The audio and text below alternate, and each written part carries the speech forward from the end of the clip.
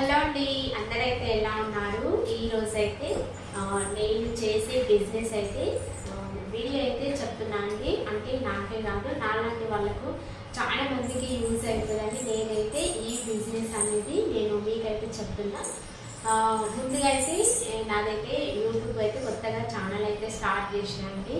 అంటే కెమెరా ముందు మాట్లాడడానికి కొంచెం భయం అవుతుంది, ఏమనుకోకండి. ఇంకా నేనైతే కొత్తగా ఛానల్ అయితే పెట్టిన ఫస్ట్ వీడియో అంటే ప్లీజ్ నా ఛానల్ను సబ్స్క్రైబ్ చేసుకోండి, నాకు ఒక్క లైక్ ఇవ్వండి.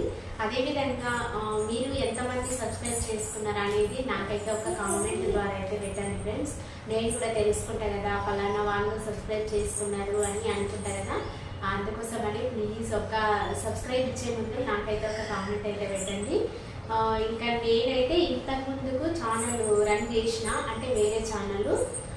ఇంకా దాంట్లో నాకు అంత సక్సెస్ రాలేదు, నాకు కొంచెం భయం అనిపించింది కెమెరా ముందు మాట్లాడాలని. అందుకోసమని ఇంకా నేనైతే ఛానల్ అయితే తీసేసిన మొత్తానికి. అంటే నేను తీసేయలేదు, ఆ యూట్యూబ్ వాళ్ళు చూసి తీసేసిండ్రు. ఒక 1 year తర్వాత వీడియోలు పెట్టకపోతే తీసేసారంట. అది ఎంతవరకు నిజమో నాకైతే తెలియదు, నాదైతే నిజమైతే అయ్యింది. నేను జస్ట్ ఒక 2-3 వీడియోస్ అయితే పెట్టిన, ఇంకా ఛానల్లో మళ్ళీ వీడియోస్ పెట్టకుంటే ఇంకా యూట్యూబ్ కంపెనీ మొత్తం తీసేసింది నా ఛానల్ను. ఇంకా ఇట్లయితే కాదు, ఏదైతే అది కానీ అని నేనైతే ఇంకా యూట్యూబ్ ఛానల్ అయితే స్టార్ట్ చేసిన. ఇంకా కెమెరా ముందు మాట్లాడాలంటే నాకు కొంచెం భయం అవుతుంది ఫ్రెండ్స్, ఏమనుకోకండి. నేను ఏమన్నా తప్పుగా మాట్లాడినట్లయితే నన్నైతే క్షమించండి, ఓకేనా? ఇంకా నేను చేసే బిజినెస్ ఏంటిది చెప్పాలి అని అంటే, ఫస్ట్ అయితే నాకైతే చిన్న పాప ఉంటుంది.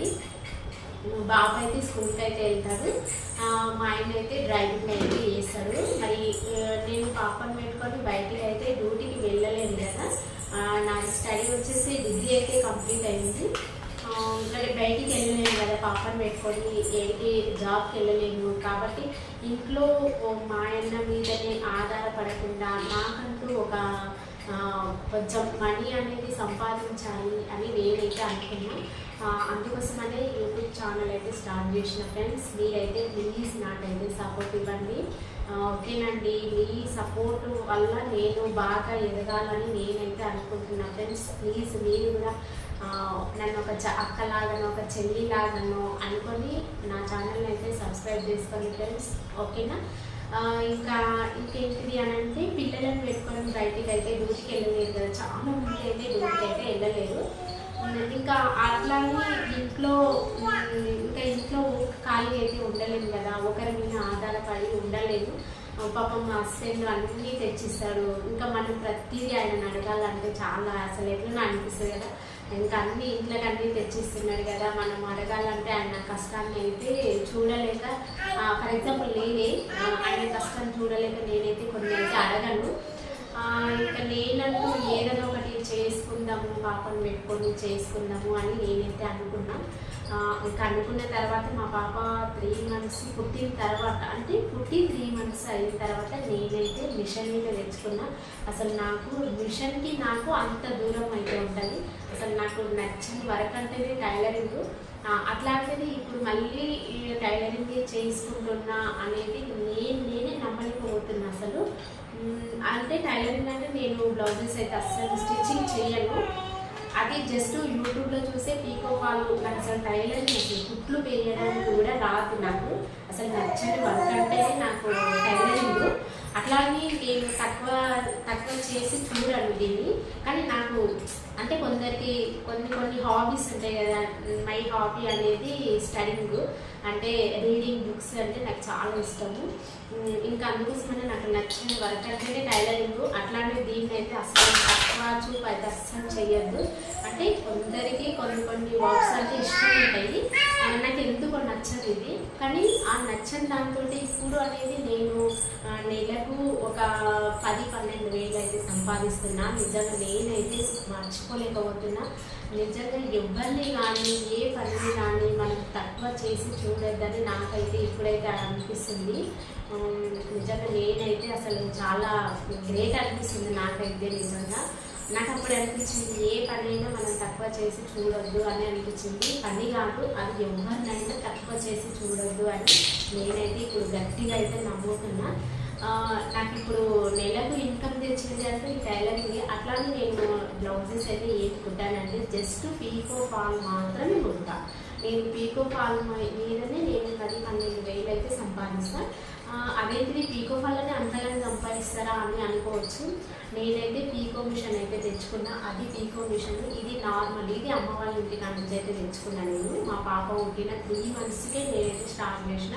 ఎందుకు అంటే ఇంట్లో ఖర్చులు ఎక్కువైనాయి కదా, అందుకోసమని నేను మా ఆయన కష్టాన్ని చూడలేకపోయినా ఇంకా నేను కూడా పోనీ ఏమైనా చేసుకుందాం అన్నట్లు పీకో మిషన్ అయితే 6,000 పెట్టి జస్ట్ గడ్డ మాత్రమే తెచ్చుకున్నా.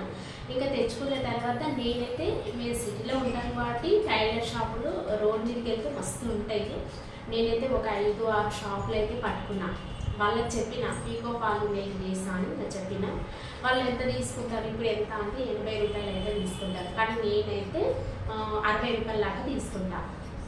వాళ్ళకు ఒక 30-20 వాళ్ళు ఇన్కమ్ తీసుకుంటారు. తర్వాత నేను 50 అయినా తీసుకుంటా, 60 అయినా తీసుకుంటా. పాలు నాదైతే 60 తీసుకుంటా, పాలు వాళ్ళు వేస్తేనేమో 50 అయితే తీసుకుంటా.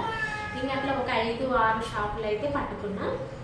నాకు సీజన్లో వచ్చిన అనుకోండి అసలు నాకు నిలకనే ఉండదు. చీరలే కాదు, డ్రెస్సులు ఇప్పుడు అంబ్రెల్లా హ్యాండ్స్ అవి ఇప్పుడు ట్రెండింగ్ అయిపోయినాయి కదా, వాటికి కూడా నేను పీకో వేస్తాను. ప్రతి ఒక్క దానికి డ్రెస్సులకి పీకోల్, హ్యాండ్స్కి, బ్లౌజ్ హ్యాండ్స్కి, ఇంకా అన్నిటికీ నేనైతే పీకో అయితే వేస్తాను. కానీ వాటికైతే డ్రెస్సుల హ్యాండ్స్కి అయితే తక్కువ అయితే తీసుకుంటాను. చీరలకు మాత్రం 50 లేదంటే 60 అయితే తీసుకుంటా.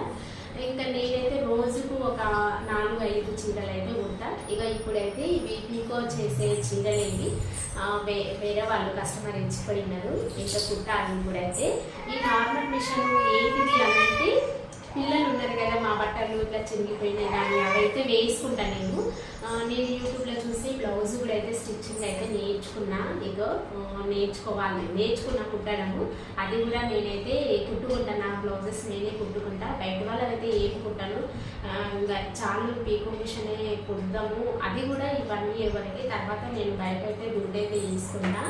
ఈ పాప చిన్నగా ఉంది కాబట్టి నేను బయటికి డ్యూటీకి వెళ్ళలేను కాబట్టి ఇంట్లో అయితే నేనైతే ఇదైతే చేసుకుంటాను. నేనైతే ఒక 5-6 షాపులు పట్టుకొని ఇంకా వాళ్ళ దగ్గర ఆర్డర్స్ తీసుకొని నేనైతే ఇంకా రెగ్యులర్గా అయితే పీకో ఫాల్ అయితే కుడతా. అసలు నాకైతే ఇప్పుడు ఎన్ని చీరలు అయితే వచ్చినాయి. ఓకేనండి, మీరు కూడా మీ ఇంట్లో మీ పిల్లలను పెట్టుకొని ఇటువంటి బిజినెస్ కూడా మీరు కూడా చేయొచ్చు.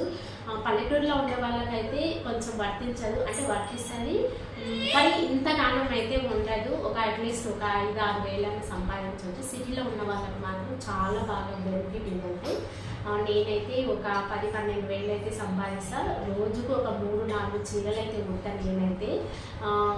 అంటే ఎంత అంటే దందాలు లేదు, అంటే బిజినెస్ లేనప్పుడు, ఇప్పుడు అన్ని సీజన్ 3-4 చీరలు అయితే కుడతా. అదే సీజన్ అప్పుడు కార్తీక పౌర్ణమి, పెళ్ళిళ్ళ సీజన్ వస్తుంది అప్పుడైతే 7-8 చీరలు అయితే కుడతాను నేను రోజుకు.